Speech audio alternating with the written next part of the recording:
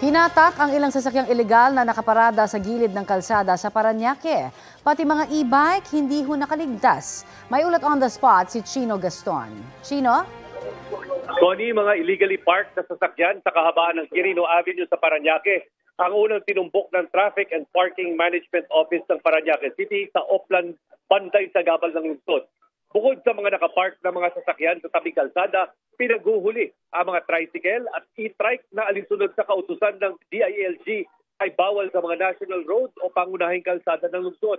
Kahit mga naka-e-trike na may dalang pasyente, pinakiusapan na lang na isakay sa taxi o di kaya sa ibang pampublikong sasakyan sa halip na padaanin. Ano man ang dahilan ng mga naka-tricycle o e-trike, hindi pinalagpas. Damay na rin sa panguhuli ang mga motorcycle riders na walang plaka o helmet. Pahaba ng pahaba ang trend ng mga e-trike na kinumpiska habang umuusad ang mga traffic enforcer sa kalsada. Napuno na rin ang tow truck ng mga impounded na motor na hindi rehistrado o may problema sa mga dokumento. Pagdating sa Sukat Road, kaliwat ka ng paninikit ang inabot ng mga tricycle driver na nakaparada sa kalsada. Isang illegally parked UV Express ang hinatak din dahil hindi mahanap ang driver nito. Ay na mga driver natin nakausap na makikisan. Sabi ba ng ilan? Nandang silang bawal pero at balas mo na lang kung ikaw ay abuti ng mga enforcer. Paliwanag ng TPMO ng lungsod, walang kawala ang mga illegally parked vehicles sakaling bumalik lang ang mga ito dahil hindi umiikot o kahit hindi umiikot ang mga traffic enforcer dahil kita naman ang mga violators sa CCTV ng lungsod.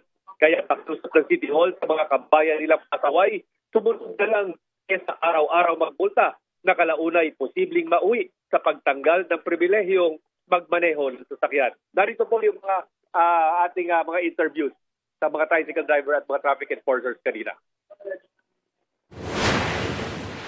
Sir, anong tingin nyo sa mga pangungulit? Okay lang po, kasama po namin. Tambahan lang yan.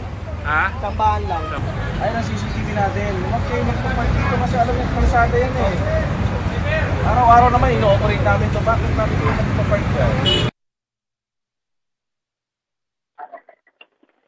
Connie, yan ang latest mula rito sa lungsod ng Parañaque. Balik sa inyo. Maraming salamat, Chino Gaston. Kapuso, para sa mga maiinit na balita, mag-subscribe sa GMA Integrated News sa YouTube. Sa mga kapuso naman abroad, subaybayan nyo kami sa GMA Pinoy TV at sa www.gmanews.tv.